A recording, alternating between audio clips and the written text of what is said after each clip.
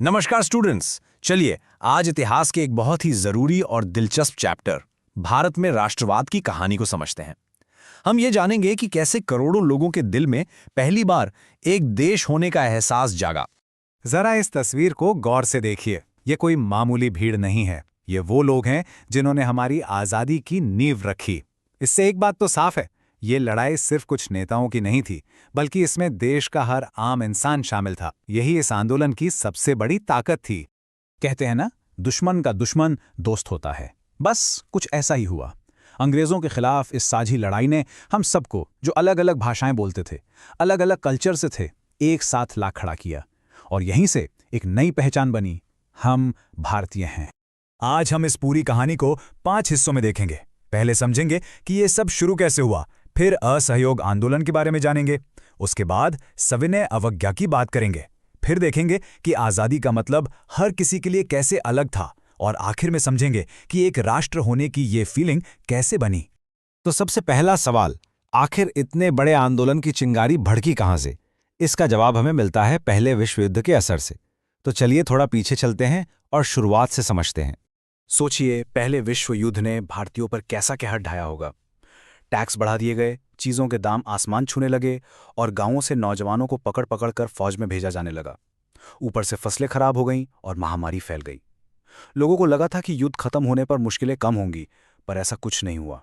और ठीक इसी मुश्किल भरे माहौल में 1915 में एक ऐसे इंसान की भारत वापसी हुई जो इतिहास बदलने वाला था, महात्मा गांधी। और वो अपने साथ लाए थे संघर्ष का एक बिल्कुल नया तरीका, जिसे उन्होंने नाम दिया सत्याग्रह, मतलब सत्य के लिए आग्रह करना। जैसा गांधी जी ने खुद कहा था, सत्याग्रह कोई फिजिकल फोर्स नहीं है, ये एक आत्मबल है, एक सोल फोर्स है। इसका मकसद किसी को हराना नहीं, बल्कि अहिंसा और प्रेम से जुल्म करने वाले का दिल बदलना है। ये कमजोर का नहीं, बल्कि मन से मजबूत इंसान का हथियार। भारत आते ही गांधी जी ने अपने इस नए हथियार को 3 जगहों पर आजमाया। बिहार के चंपारण में किसानों के लिए, गुजरात के खेड़ा में लगान के खिलाफ और अहमदाबाद में मिल मजदूरों के हक के लिए। और तीनों ही जगह सत्याग्रह सफल रहा। इसने पूरे देश को एक नई उम्मीद दी। लेकिन तभी ब्रिटिश सरकार एक बहुत ही क्रूर कानून ले आई, रॉलेट एक्ट। और फिर हुआ वो भयानक जलियांवाला बाग हत्याकांड, जिसने पूरे देश को हिलाकर रख दिया। ये वो मोड़ था जिसके बाद आज़ादी की लड़ाई हमेशा के लिए बदल गई। अब हम अपने दूसरे सेक्शन पर आते हैं। जलियांवाला बाग के गुस्से से जन्म हुआ असहयोग आंदोलन का। लेकिन एक बहुत दिलचस्प सवाल था, स्वराज, आखिर इस शब्द का मतलब क्या था? क्या शहर में बैठे पढ़े लिखे इंसान और गांव में खेत में काम कर रहे किसान के लिए स्वराज का एक ही मतलब था?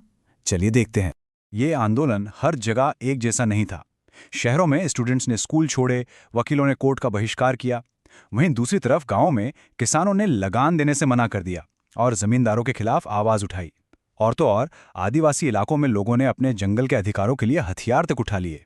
और सोचिए, असम के चाय बागानों में काम करने वाले मजदूरों के लिए गांधी राज का क्या मतलब था? उनके लिए स्वराज का मतलब था उन बागानों की कैद से आज़ादी, ताकि वो जब चाहें अपने घर, अपने गांव वापस जा सकें। लेकिन फिर एक ऐसी घटना हुई जिसने सब कुछ बदल दिया। चौरी चौरा नाम की जगह पर जब भीड़ ने हिंसा का रास्ता अपनाया, तो गांधी जी, जो अहिंसा के पुजारी थे, ने फौरन पूरे आंदोलन को वापस ले लिया। उनके लिए तरीका मकसद से ज्यादा जरूरी था।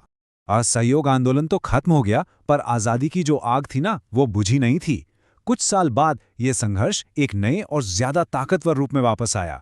और यहीं से शुरू होता है हमारा अगला पड़ाव, सविनय अवज्ञा आंदोलन।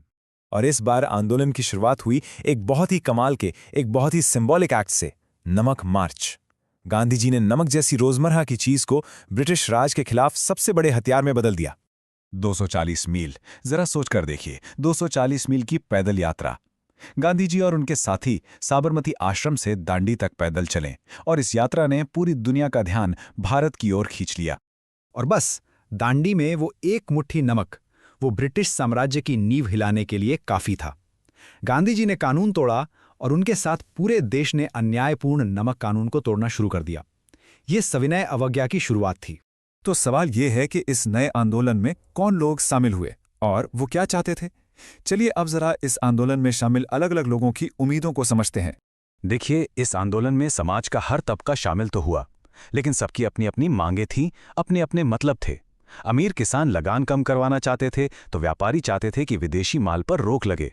औरतों ने भी पहली बार बढ़ चढ़कर हिस्सा लिया। सबकी आज़ादी की परिभाषा अलग थी। लेकिन आंदोलन की एक बड़ी चुनौती थी सबको एक साथ लेकर चलना। खासकर दलित समुदाय के अधिकारों को लेकर गांधी जी और डॉक्टर भीमराव अंबेडकर के बीच गहरे मतभेद थे। जहां अंबेडकर जी दलितों के लिए अलग चुनावी सीटों की मांग कर रहे थे, वहीं गांधी जी को डर था कि इससे समाज और बढ़ जाएगा। आखिर में पूना पैक्ट से इसका हल निकला। अच्छा, एक देश सिर्फ लड़ाइयों और आंदोलनों से तो नहीं बनता, है ना? लोगों के मन में ये एहसास कैसे आया कि हम सब एक हैं? इसका जवाब हमें पॉलिटिक्स में नहीं, बल्कि हमारे कल्चर, हमारी कला और हमारे इतिहास में मिलता है। एकता की भावना जगाई गई हमारे कल्चर, हमारी कहानियों और हमारे सिंबल्स के जरिए। भारत माता की एक तस्वीर बनाई गई, हमारे लोकगीतों को फिर से जिंदा किया गया, तिरंगे जैसा झंडा बनाया गया और अपने इतिहास को गर्व के साथ दोबारा लिखा गया। इन सब चीज़ों ने हमें दिल से जोड़ा। इसका सबसे अच्छा उदाहरण है भारत माता की तस्वीर। अवनींद्रनाथ टैगोर ने जब पहली बार उन्हें बनाया तो वो एक शांत और आध्यात्मिक देवी जैसी थीं, लेकिन बाद में बनी तस्वीरों में उन्हें हाथ में त्रिशूल लिए शेर और हाथी के साथ दिखाया गया, जो शक्ति और अधिकार का प्रतीक था। तो दोस्तों, ये थी हमारे देश के बनने की कहानी। एक ऐसी कहानी जो हमें सिखाती है कि एकता में कितनी ताकत है। और अब आखिर में एक सवाल आपके लिए। आज जब आप भारत माता के बारे में सोचते हैं तो आपके मन में क्या तस्वीर बनती है? इस पर जरूर सोचिएगा।